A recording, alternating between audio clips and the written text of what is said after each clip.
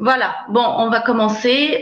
Aujourd'hui, je vais vous parler des hémoptysies de l'enfant, euh, qui sont très fréquentes, on va voir, et qui ont surtout un panel étiologique qui est très large. Et on va essayer de voir les grands chapitres et de simplifier tout ça pour vous. Juste avant de commencer, il y a la petite rubrique chat où vous pouvez mettre des questions et à la fin de la présentation, j'essaierai de répondre à toutes les questions qui m'ont été posées. Alors, l'hémoptysie, elle reste assez rare chez l'enfant, c'est pas très fréquent. Par exemple, ici, dans une étude dans un service d'adultes, les hospitalisations pour hémoptysie représentaient 9% du recrutement d'un service de pneumologie et 38% de celui d'un service de chirurgie thoracique. Alors que les études hémoptysie chez l'enfant restent assez rares, avec des séries beaucoup plus petites. Par exemple, dans le service de professeur Hamzewi, pavillon B de l'Ariana, dans l'intervalle de 4 années, entre 2003 et 2007, ils ont recensé 30 cas d'hémoptysie chez l'enfant. Dans notre service à l'hôpital d'enfants de Tunis, sur une année, sur 2 années, nous avons recensé 15 cas d'hémoptysie. Donc, ça reste relativement variable en fonction des services, mais ce n'est pas très fréquent quand vous savez, par exemple, dans un service de pédiatrie comme le nôtre, où on hospitalise près de entre 2000 et 3000 patients par an, il n'y a que 15 cas d'hémoptysie, ça ne fait pas grand-chose. Alors, le pronostic vital peut être potentiellement engagé par une hémoptysie et ceci dépend de la gravité de l'hémoptysie et le pronostic va dépendre d'une prise en charge urgente. Les étiologies sont multiples, donc on va être surtout axé sur un bilan étiologique afin de proposer un traitement ciblé. Alors, quelques plaques sur les mécanismes physiopathologiques. L'hémoptysie est une éruption de sang qui est issue du compartiment vasculaire du poumon dans son espace aérien. Donc, un passage du sang des vaisseaux vers l'alvéole, puis l'espace aérien pulmonaire. Et la vascularisation pulmonaire est constituée de deux systèmes. Un système pulmonaire qui est à basse pression et un système bronchique qui a pression plutôt systémique. Alors, pour le système pulmonaire à basse pression, il est constitué des artères qui suivent le trajet des voies aériennes, absorbant l'ensemble de la vascularisation de l'organisme. Ces artères ont une distensibilité qui est équivalente à celle des veines systémiques et c'est les lésions de la barrière alvéolo-capillaire endothéliale qui vont être à l'origine d'hémorragies pulmonaires qui vont être plutôt diffuses. Ces lésions peuvent être de type inflammatoire, comme dans les maladies immunologiques, ou mécaniques, comme dans les cardiopathies. Le système bronchique, plutôt à pression systémique, lui, il assure la vascularisation des voies aériennes, des organes médiastinaux et des vaisseaux pulmonaires. C'est ce qu'on appelle les vasa vasorum. Est très grêle, mais il a de grandes capacités d'adaptation. Donc, en général, ce qu'on va avoir, c'est un défaut d'apport par la circulation pulmonaire ou bien une destruction du lit capillaire pulmonaire par un granulome ou une fibrose qui va entraîner une hypervascularisation systémique qui va essayer de pallier à ce défaut d'apport ou à cette destruction, mais ce développement va être anarchique, va donner des artères plutôt hyperplasiques, tortueuses, qui vont être érodées assez rapidement, mais qui vont être à l'origine d'hémorragies plutôt focales. Donc, on a vu un système pulmonaire à basse pression qui va donner des hémorragies plutôt diffuses et un système bronchique à pression systémique qui va plutôt donner des hémorragies plutôt focales.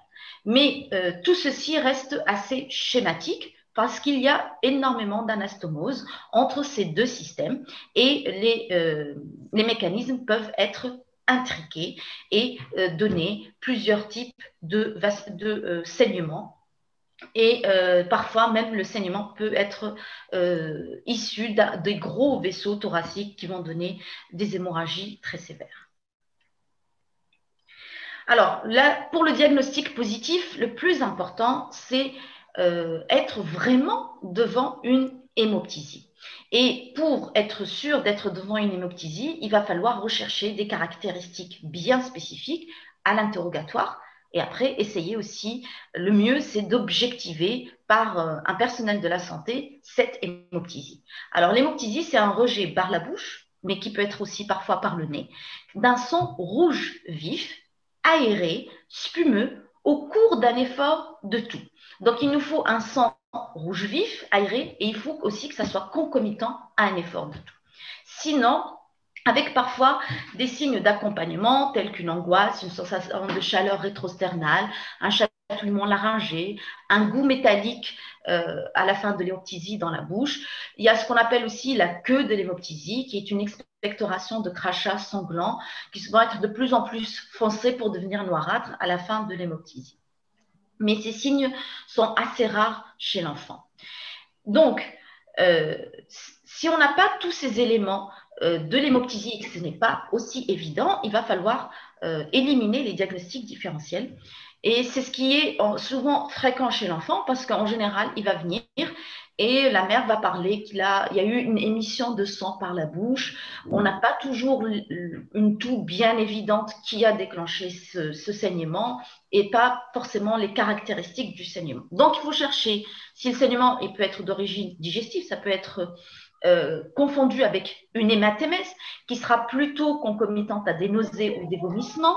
L'aspect du sang va être plutôt neutre, parfois associé à des aliments, ce qui facilite le diagnostic positif.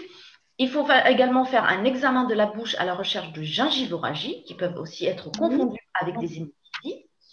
Le saignement peut être d'origine ORL, ça peut être une épistaxie. Là, c'est l'interrogatoire, l'examen du nez. Et parfois, on est même obligé d'aller faire un examen rhinoscopique pour être sûr si ce n'est pas une épistaxis.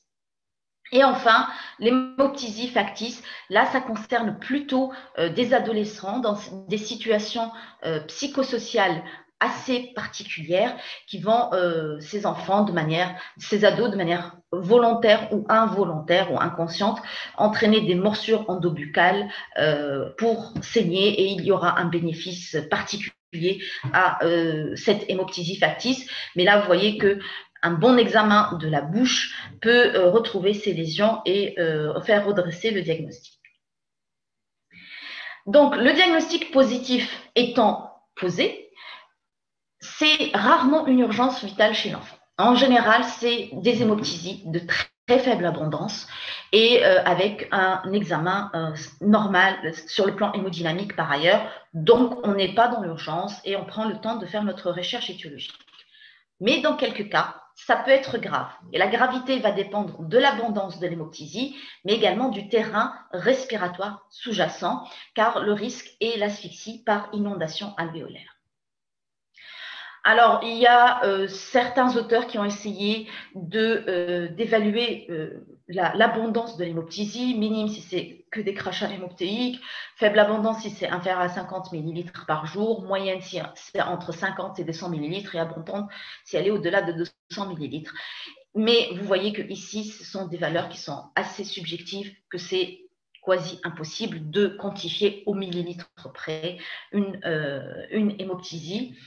Donc, on va être approximatif pour dire si c'est de faible abondance, de moyenne abondance ou abondante. Donc, l'hémoptysie, si elle est faible, elle est de faible à moyenne abondance. Là, on est plutôt dans le cadre de l'hémoptysie symptôme. Et on va être surtout focalisé sur le problème étiologique. On va rechercher la pathologie sous-jacente qui a entraîné cette hémoptysie tranquillement pour pouvoir proposer un traitement étiologique. Si l'hémoptysie, elle est abondante, on est dans le cadre qui s'appelle l'hémoptysie maladie. Et là, on est plus dans l'urgence, dans le pronostic vital qui est mis en jeu dans les heures qui suivent. Donc, on va être plus dans une urgence thérapeutique, un traitement à la limite symptomatique pour arrêter l'hémoptysie. Et ce genre d'hémoptysie abondante, en général, surviennent chez des malades qu'on suit déjà pour des pathologies à haut risque de faire des hémoptysies sévères. Alors, les signes de mauvaise tolérance, vous les connaissez, c'est comme pour tout choc hémorragique, c'est les signes hémodynamiques avec la tachycardie, le TRC allongé, l'hypotension artérielle, le pouls filant, etc. Et également l'insuffisance respiratoire aiguë avec l'hypoxie, la cyanose, la polypnie, les signes de lutte. Et il va falloir tout de suite déjà chercher et arrêter tout médicament qui risquerait d'aggraver ce saignement. Et la conduite à tenir immédiate, comme dans tout choc hémorragique ou toute détresse respiratoire sévère, c'est une voie veineuse périphérique, un remplissage si nécessaire, plus ou moins de drogue vasoactive, faire un bilan initial pour avoir une évaluation de le taux d'hémoglobine, un groupe sanguin et transfuser si nécessaire en urgence, plus l'oxygénothérapie en choisissant le moyen nécessaire par rapport à la gravité de la détresse. Donc, pour les formes sévères, le pronostic est très mauvais. La mortalité est au-delà de 50%. On peut tenter les vasoconstricteurs par voie générale, comme la gliprécine, 1 à 2 mg toutes les 4 à 6 heures. Sinon, c'est l'embolisation et la chirurgie d'hémostase. Et vous savez tous que ces deux gestes ne sont pas très faciles d'accès, mais également en Tunisie et présente de certains risques. On en parlera ultérieurement un petit peu. Donc, en général, nous, en pédiatrie, nous avons des enfants qui viennent pour un crachat hémoptylique ou une hémoptysie de faible abondance. Donc, le plus important, finalement, c'est de retrouver l'étiologie. Donc, on va commencer une démarche étiologique.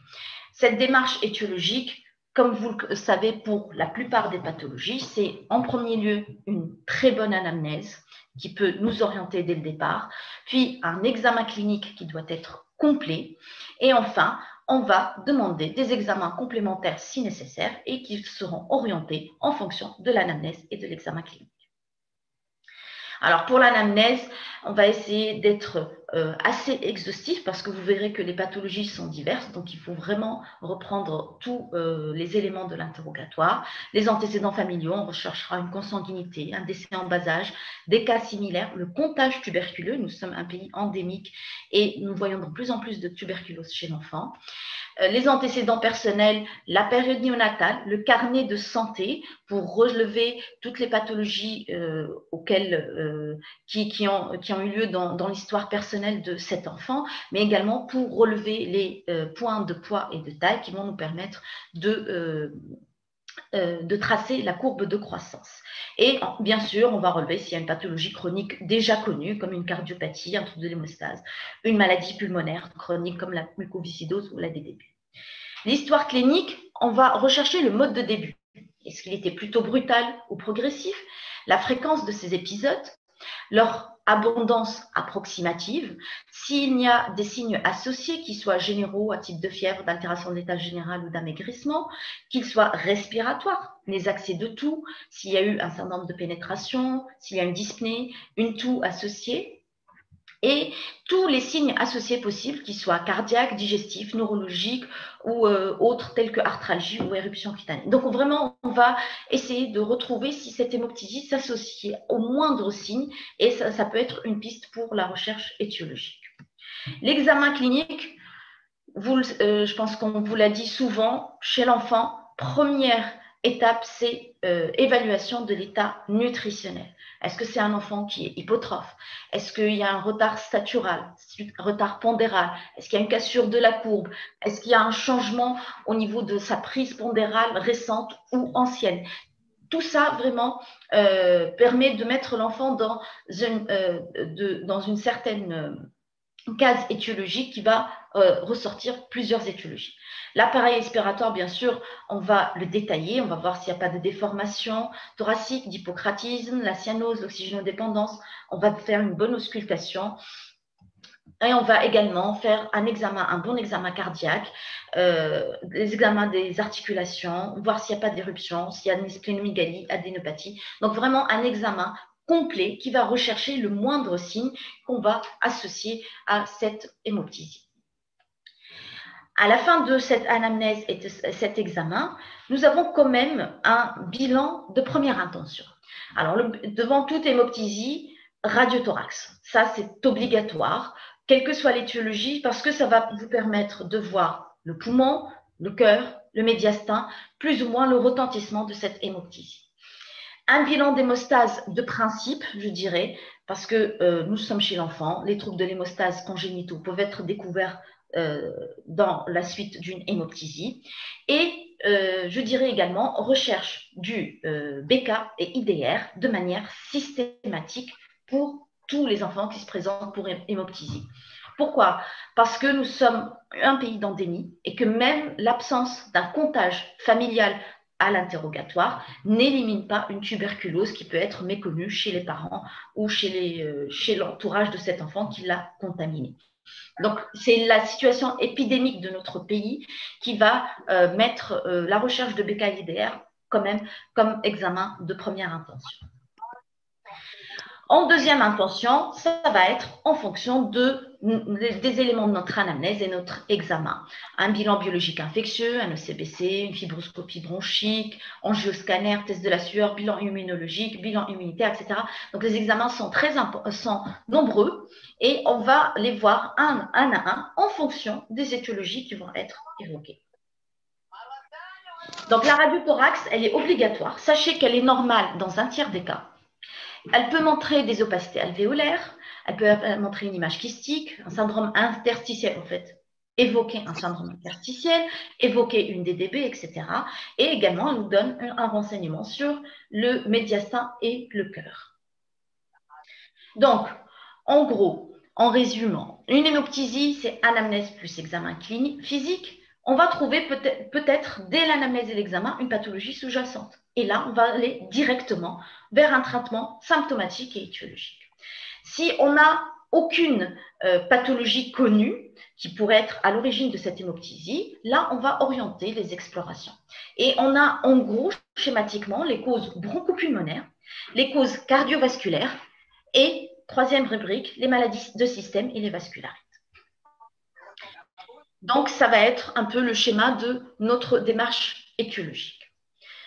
On va commencer par les causes bronchopulmonaires parce que c'est les plus fréquentes.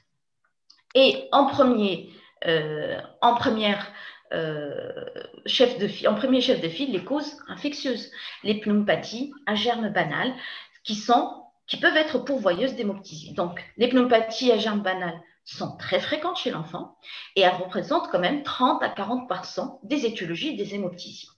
Par exemple, cette étude américaine réalisée au Texas, sur 228 enfants qui ont présenté 246 épisodes d'hémoptysie, dans 31% des cas, il s'agissait d'une pneumonie.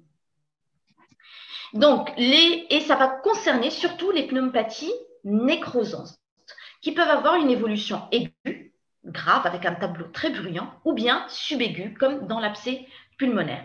L'hémoptysie, elle est en général de faible abondance, elle est très rarement massive, et les germes que vous devez avoir en tête, ce sont surtout le pneumocoque, et particulièrement le pneumocoque de sensibilité diminuée, le staphylocoque aureus, particulièrement le staphylocoque sécréteur de la leucotoxine de Pantin et Valentine, mais aussi ça peut être une pneumonie à EBV, chlamydia, actinomyces israéli, etc.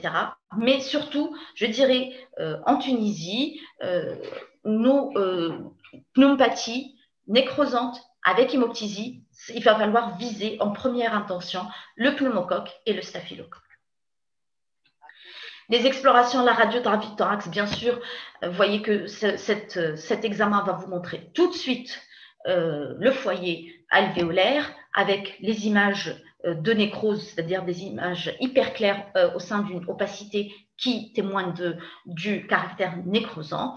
Vous allez avoir un syndrome inflammatoire biologique et vous pouvez essayer d'identifier le germe et d'avoir un antibiogramme en pratiquant le CBC, mais qui est de plus en plus délaissé actuellement. Les hémocultures, il va falloir les multiplier. Elles peuvent isoler le pneumocoque ou le staph. Et bien sûr, s'il y a une réaction pleurale associée qui peut être ponctionnée, il ne faut pas hésiter à la ponctionner pour le diagnostic positif et l'identification du germe. Le traitement, nous visons ici des pneumopathies nécrosantes à germes nécrosants invasifs. Donc, il va falloir mettre une antibiothérapie à large spectre, basée en général sur l'association céphalosporine de troisième génération et anti-staph. Puis, on va l'adapter en fonction de la bactériologie si on a pu identifier le germe, associé à un traitement symptomatique. Dans certains cas, quand il y a une pleuropneumopathie assez importante qui répond peu ou mal aux antibiotiques, on pourrait proposer une thoracoscopie ou un drainage, mais ça sera à discuter au cas par cas. Deuxième cause infectieuse, la tuberculose. Donc, nous sommes un pays d'endémie. Le nombre de cas est en augmentation ces dernières années. Nous avons à peu près 30 cas pour 100 000 habitants.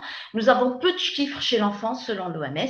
Les chiffres que j'ai trouvés datent de 2017. Ça serait la tuberculose chez l'enfant, ça serait 6% des cas dans le monde et 9,2% des cas incidents en Tunisie. Et donc, on recherche toujours l'adulte contaminateur. Un enfant, il est toujours contaminé par un adulte. L'adulte est en général un membre de la famille proche, c'est celui qui vit avec l'enfant. Ce sera le père, la mère, une tante, un oncle, une grand-mère, un grand-père. Et même s'il n'est pas connu tuberculeux, quand on pose le diagnostic de tuberculose pulmonaire chez l'enfant, il faut faire le dépistage systématique de tous les membres de la famille. En général, on retrouve l'adulte contaminateur qu'il va falloir traiter, bien sûr. La clinique, elle est peu spécifique chez le nourrisson et l'enfant. Les symptômes ne sont pas aussi nets que chez l'adulte. Il y a des signes respiratoires et généraux, et l'hémoptysie, elle est très rare dans le mode de découverte d'une tuberculose chez l'enfant. Ici, une étude algérienne de 2009 qui a recensé toutes les hémoptysies, et il n'y avait que 9 hémoptysies sur 135 qui étaient en rapport avec une tuberculose.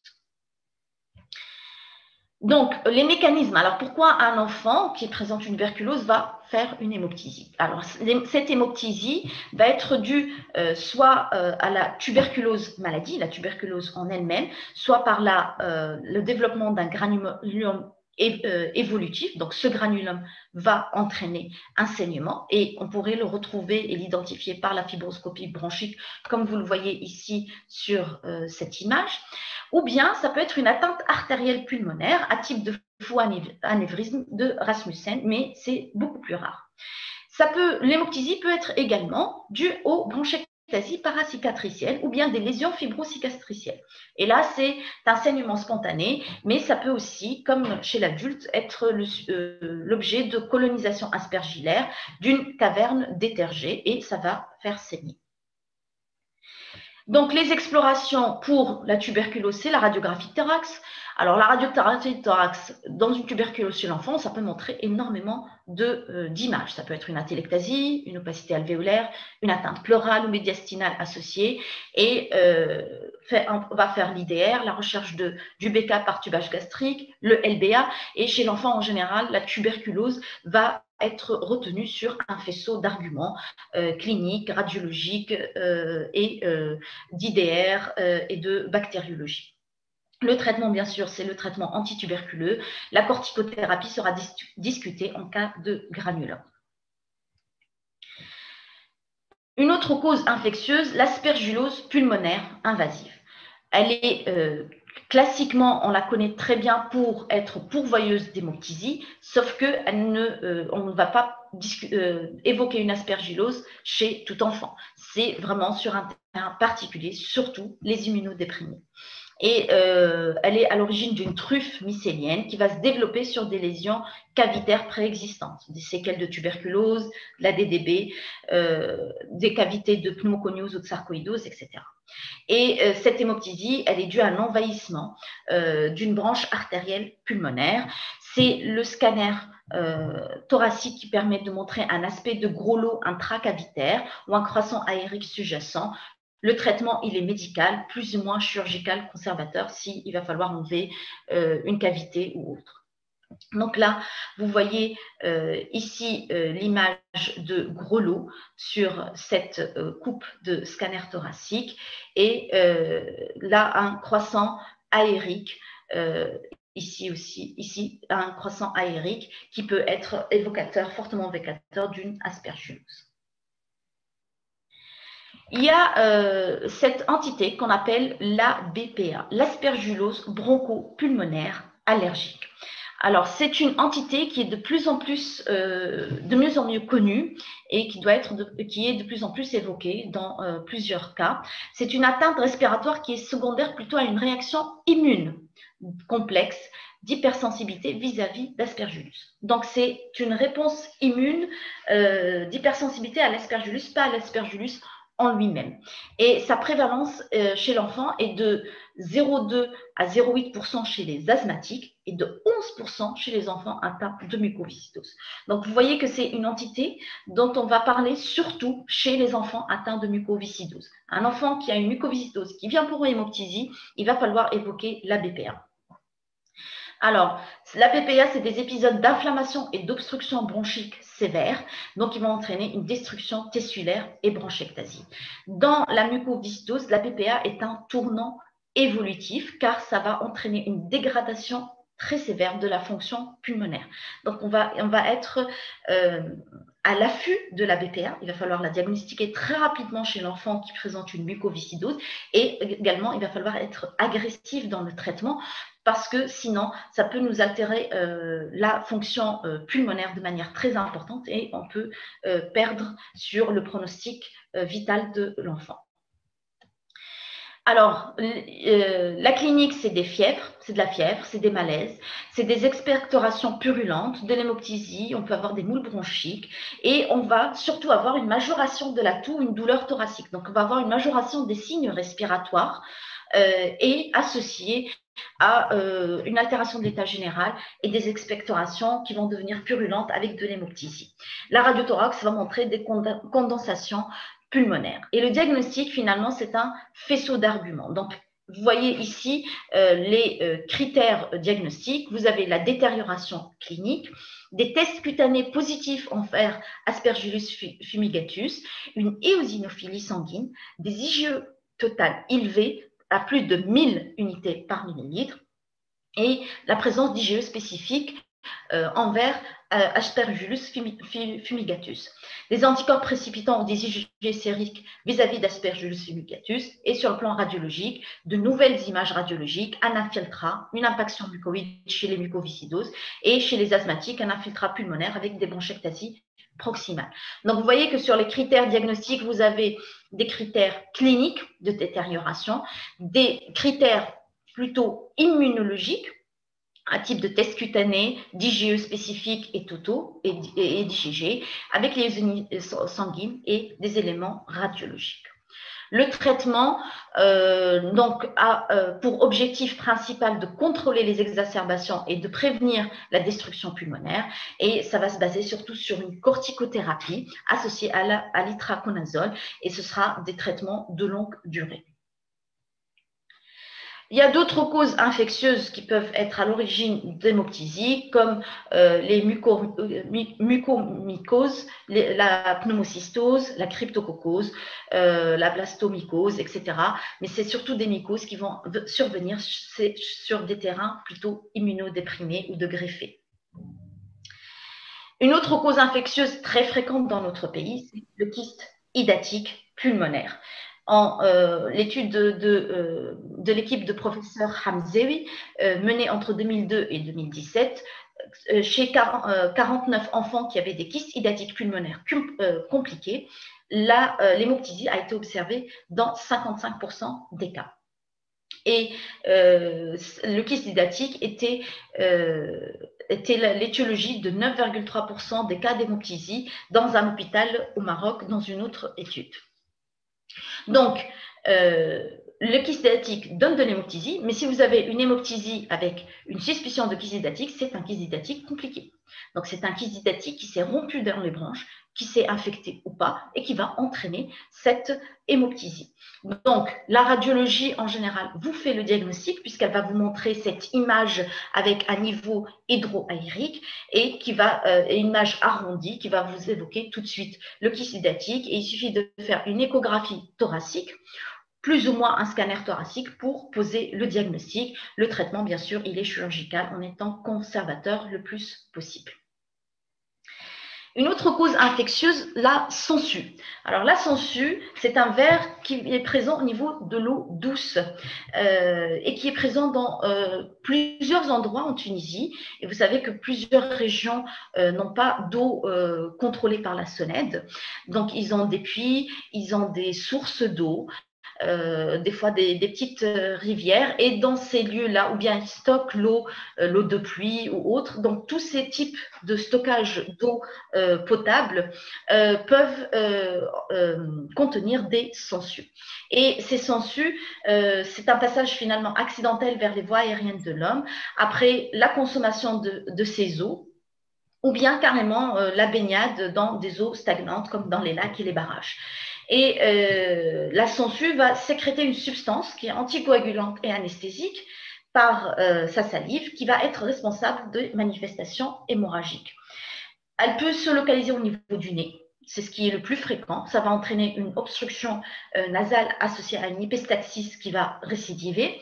Ça peut migrer vers l'œsophage et entraîner de l'hématémèse. Ça peut aller également au niveau du pharynx ou en laryngotrachéal pour donner des dyspnées obstructives, parfois asphyxiantes, de l'hémoptysie. Et il suffit de faire une nasofibroscopie pour identifier la sangsue et permettre également un geste thérapeutique avec l'extraction. On a eu plusieurs cas dans notre service. On a eu 3 ou 4 cas d'enfants qui venaient pour issus de sang, qui ont fait soit des épistaxis très importantes, assez impressionnantes devant nous dans le service, ou bien qui ont craché du sang, ou qui ont fait carrément plus tard de l'hémoptysie, et au fait de l'hématémèse. En fait, c'est des sangsues qui migrent. Donc, en fonction de leur migration, ils changent le type de saignement. Et il suffit de faire une nasofibroscopie ou une fibroscopie souple pour voir la sangsue, la localiser et l'enlever. La mucoviscidose. C'est une maladie que vous connaissez, qui est une maladie héréditaire, autosomique récessive, qui est due à la mutation du gène CFTR, avec 6 classes de mutations, avec la mutation que vous connaissez le plus et qui est la plus majoritaire, c'est la F508del, et qui est la forme sévère qui va donner surtout une insuffisance pancréatique associée à l'atteinte respiratoire. Le diagnostic anténatal est possible et le dépistage à la périnatale est possible également, et ils sont très importants à faire pour améliorer le pronostic de ces enfants. Donc la clinique, c'est classiquement des signes respiratoires et ou digestifs avec un retard de croissance. Ici, la courbe de croissance, si vous avez des signes respiratoires avec une courbe de croissance qui montre un fléchissement de la croissance ou bien un retard de croissance presque dès le début, dès les premiers mois de vie, il faut penser mucoviscidose directement. L'atteinte respiratoire conditionne la morbidité et la mortalité. Elle est à l'origine de 90% des décès. Et c'est l'infection à Pseudomonas qui va représenter un tournant évolutif de la maladie parce qu'il va dégrader la fonction pulmonaire. L'hémocidorose pulmonaire, elle est plus rare. Par exemple, en Suède, elle avait une incidence de 0,2 pour 1 million d'enfants par an. Donc, vous voyez que c'est vraiment très, très rare. C'est à l'origine d'hémorragies intra-alvéolaires qui vont évoluer par poussée. Et on fait le diagnostic sur la triade signes respiratoires chroniques ou récurrents, avec un accès de toux, de dyspnée, de toux et d'hémoptysie, associé à un infiltrat pulmonaire, une accentuation de la trame broncho-vasculaire avec des opacités micronodulaires et l'anémie hypochrome microcytaire. Donc des signes respiratoires avec un infiltrat pulmonaire et une anémie concomitante qui est hypochrome microcytaire. Et c'est en faisant la fibroscopie bronchique avec étude de liquide broncho-alvéolaire qui va montrer l'hémorragie intra-alvéolaire et va permettre, grâce au score de Gold supérieur à 80, et de démontrer les spirophages, de poser le diagnostic positif. Donc le traitement, c'est une corticothérapie orale ou par bolie, et en traitement d'attaque, puis on va faire un traitement d'entretien on va garder les doses minimales de corticoïdes associées ou pas à de l'azatioprine ou du méthotrexate. Il y a le syndrome de Heiner. C'est une hémocidérose pulmonaire qui est induite par les aliments. Alors, le syndrome Heiner, il est rare et il concerne le nourrisson. Et ça va être, et c'est surtout les allergies aux protéines de lait de vache qui vont être à l'origine de ce syndrome. C'est une hypersensibilité non IgE médiée.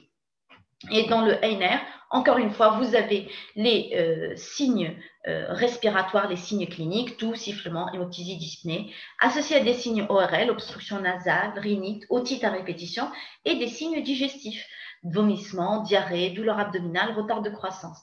On retrouve les mêmes infiltrats au niveau de la radiographie thorax. L'anémie est obligatoirement retrouvée et elle est hypochrome microcytaire. Et encore une fois, c'est le LBA qui va faire le diagnostic en montrant les sidérophages. Le traitement, c'est la corticothérapie, mais qui est de courte durée, et l'éviction du lait de vache du régime. Et il suffit de traiter l'allergie aux protéines de lait de vache pour obtenir une amélioration pulmonaire et parfois une guérison totale. Donc, surtout en réussissant à induire la tolérance au lait de vache au bout de quelques années. La séquestration pulmonaire, là on est dans des malformations congénitales, elle est plus rare, elle concerne 0,1 à 6% des malformations pulmonaires qui sont elles-mêmes assez rares et ça va être dû à un développement anormal d'un diverticule pulmonaire accessoire à partir de l'intestin primitif et ça va se faire très tôt dans l'embryogenèse. Donc la séquestration pulmonaire, c'est un territoire pulmonaire qui n'est pas fonctionnel, qui est séparé de ses connexions bronchiques et vasculaires normales, et il va avoir une vascularisation assurée par une artère systémique aberrante. En général, c'est une artère qui va avoir une issue directe de l'aorte descendante et qui va vasculariser ce territoire pulmonaire. Et la localisation habituelle, en général, c'est le lobe inférieur gauche. Alors, il y a les séquestrations qu'on appelle intralobaires, ou intrapleurale. Donc, elle partage avec le poumon sain le retour veineux pulmonaire. Donc, ici, intralobaire.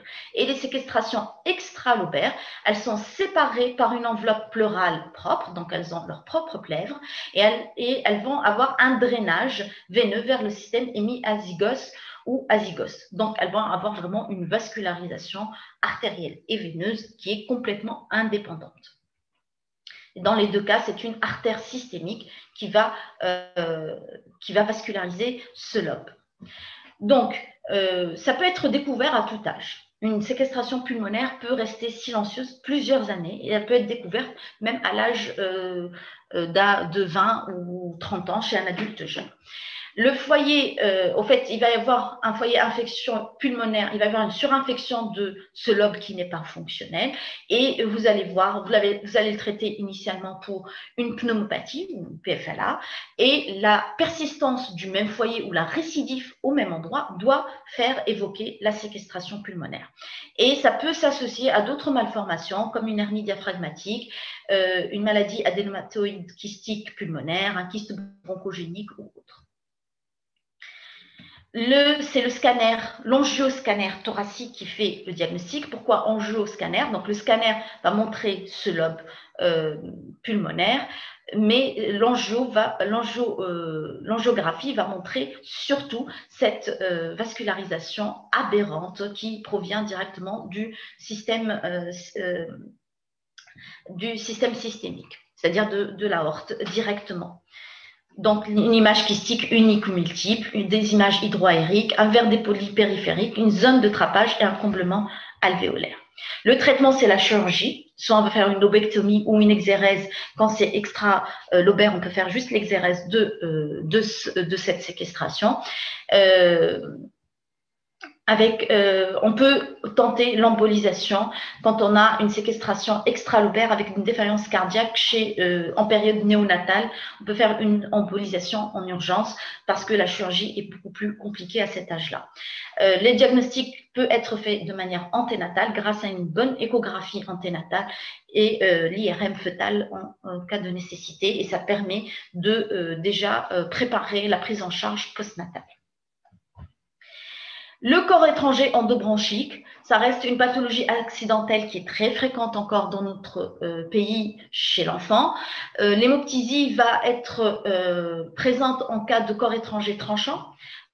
Pensez surtout à l'épingle à foulard chez les adolescentes, ou bien si le corps étranger a été méconnu et que l'enfant a développé un granulome inflammatoire autour de ce corps étranger, et c'est le granulome inflammatoire qui va entraîner l'hémoptysie. Donc, bien sûr, c'est l'anamnèse. Vous allez rechercher le syndrome de pénétration. S'il y a un accès brutal de la toux, des sibilants à l'auscultation, surtout si c'est des sibilants qui sont unilatéraux d'un seul côté. La radiothorax montrer la symétrie de transparence.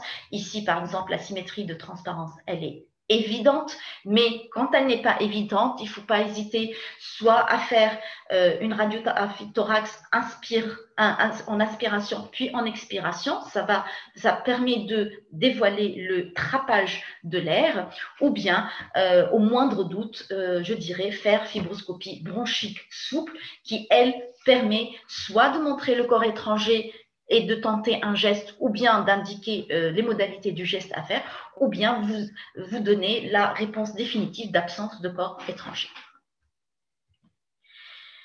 Voilà. Et le traitement, c'est l'extraction et la corticothérapie si on a un granulome inflammatoire.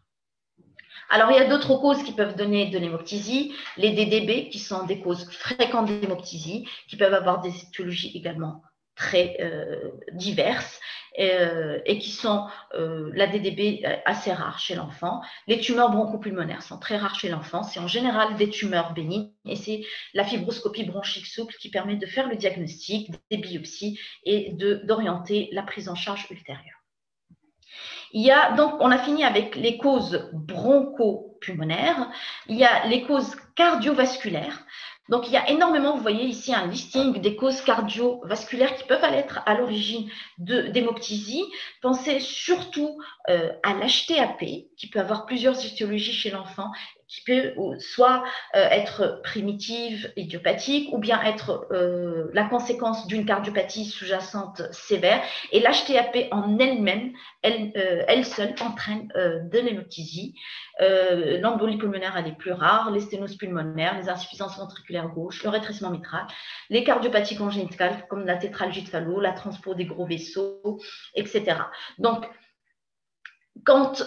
si vous avez un souffle à l'auscultation, si vous avez un essoufflement à l'effort, au moins si vous avez une cardiomégalie à la radiographie thorax, n'hésitez pas à faire une échographie cardiaque et à demander au cardiopédiatre si la cardiopathie qu'il identifie peut expliquer cette hémoptysie, et comme ça les explorations peuvent s'arrêter là.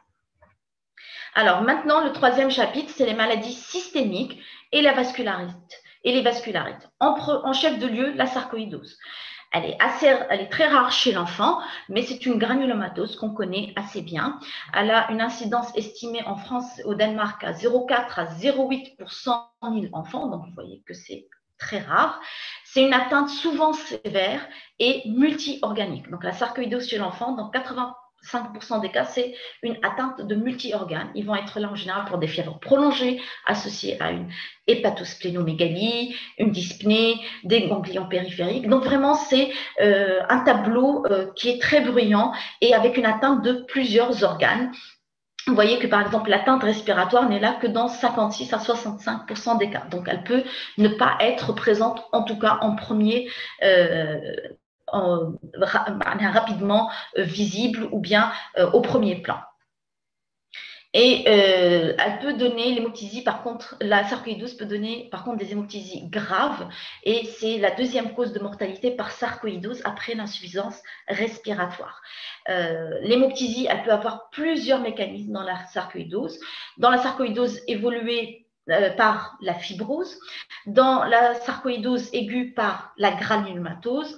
La sarcoïdose peut donner des cavités qui peuvent être colonisées par des mycobactéries ou de l'aspergillus, donc donner de l'hémoptysie, mais également la sarcoïdose donne une vascularite et qui peut être à l'origine d'hémorragie intra-alvéolaire. Donc vous voyez que les mécanismes d'hémoptysie sont assez diverses et la sarcoïdose, finalement, peut faire saigner par plusieurs mécanismes. Donc, ça va être assez parlant au niveau d'une sarcoïdose. Le bilan diagnostique, ça reste quand même un diagnostic d'élimination. On va rechercher toutes les autres étiologies devant ce tableau multi-organes très bruyant. La confirmation histologique, c'est la biopsie d'un organe qui va montrer le granulome épithéloïde et gigantocellulaire typique.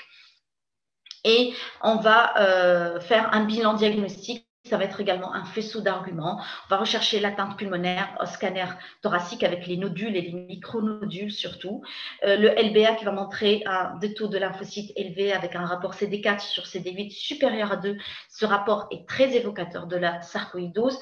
Le FR peut montrer le syndrome restrictif. L'enzyme de conversion de l'angiotensine qui peut être élevée, mais vous voyez qu'elle est élevée que dans 50 à 60% des cas. Donc, dans un tiers des cas, l'enzyme de conversion de l'angiotensine est normale. La calcémie est élevée que dans 7 à 30% des cas. Donc, vous voyez qu'on va rassembler plusieurs arguments pour poser le diagnostic de sarcoïdose. Le traitement, c'est la corticothérapie au long cours. Nous pouvons proposer l'embolisation bronchique en cas d'hypervascularisation systémique qui va donner des hémoptysies fréquentes. Et en cas d'hémoptysie sévère avec échec de l'embolisation, on peut faire une étude artérielle pulmonaire et essayer de faire une chirurgie de résection localisée. La maladie de B7, c'est une autre maladie systémique. Vous connaissez très bien, on connaît très bien chez l'adulte, l'abdose bipolaire, bucogénitale avec l'atteinte oculaire. Elle va donner des anévrismes artériels pulmonaires et des thromboses pulmonaires. L'hémoptysie, elle est la traduction de rupture d'anévrisme en intrabronchique. Le traitement, c'est la corticothérapie et les immunosuppresseurs, plus ou moins une chirurgie ou une embolisation en cas de récidive, de risque de récidive fatale, c'est-à-dire de risque d'hémoptysie très grave. Mais la maladie de B7, c'est vraiment l'adolescent et c'est très rare.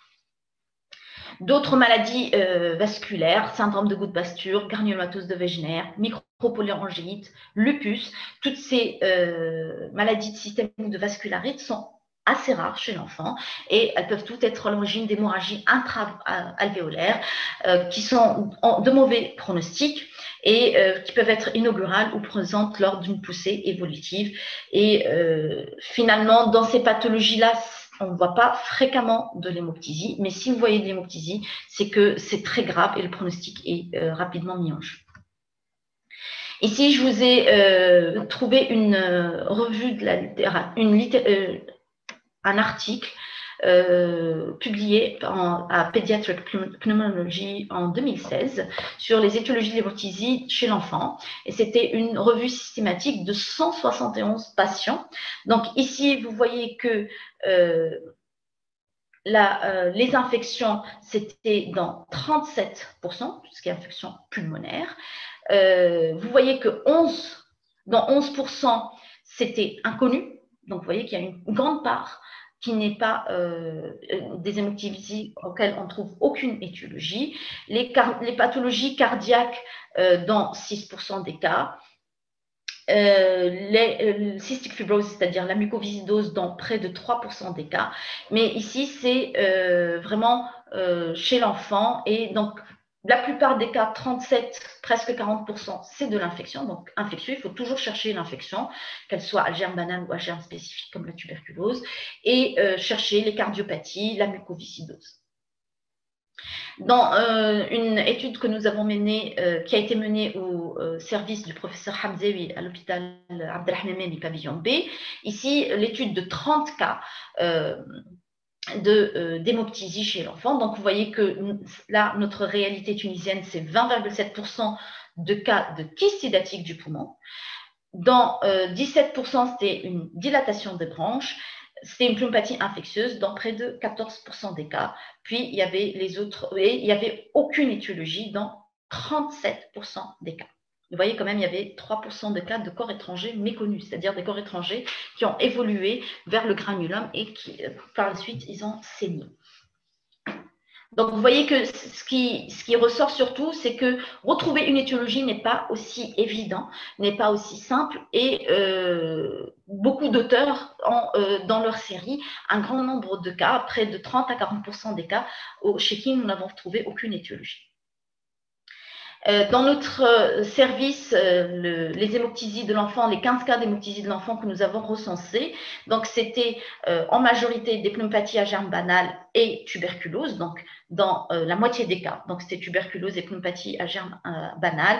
Vous voyez que c'était un kystidatique du poumon dans un cas, des sangsues, inhalation de sangsues dans 2 cas quand même, les malformations pulmonaires dans uniquement 2 cas. Donc, juste un petit mot sur la prise en charge. La prise en charge, c'est le traitement de l'hémoptysie sévère, on avait dit, parce qu'on avait un pronostic qui est mis en jeu, et le traitement étiologique qui est le plus important qu'on a déjà vu. Donc, le traitement de l'hémoptysie sévère, il y a l'embolisation qui est le traitement de première intention. Il est indiqué au cas d'insuffisance respiratoire aiguë, de saignement de plus de 200 ml en 24-48 heures, et si vous avez une atteinte de plus de 3 lobes.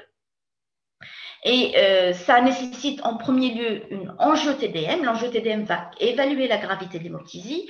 Elle va essayer de localiser le saignement. Elle identifie le mécanisme artériel pulmonaire du saignement. Elle permet aussi également une cartographie complète des artères systémiques bronchiques et non bronchiques.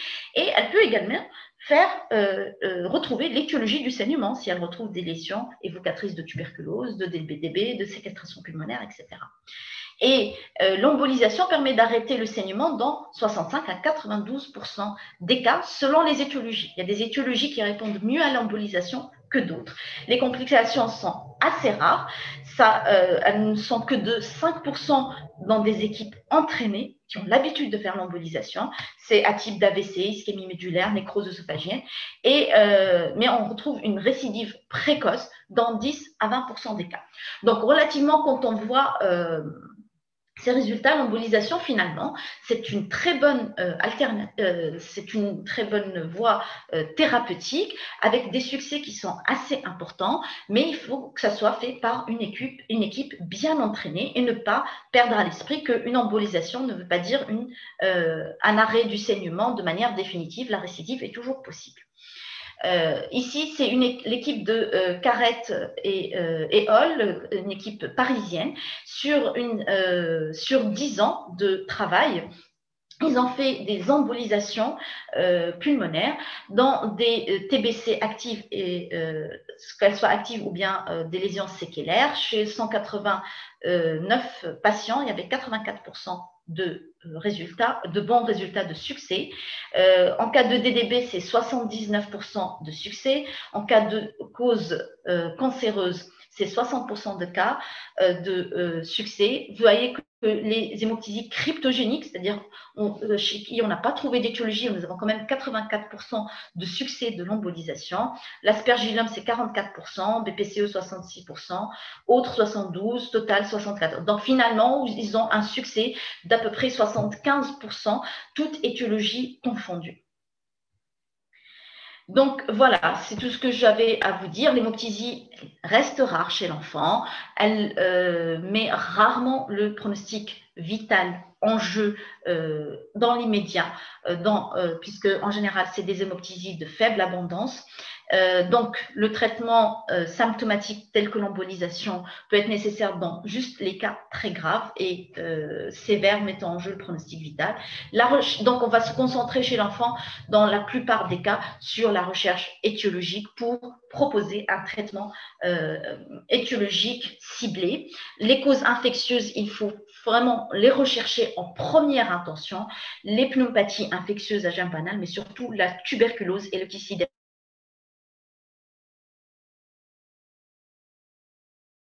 Des malformations bronchopulmonaires, le corps étranger, toujours y penser chez l'enfant. Et ensuite, en troisième lieu, je dirais la mucoviscidose, la sarcoïdose et les autres pathologies qui sont plus rares.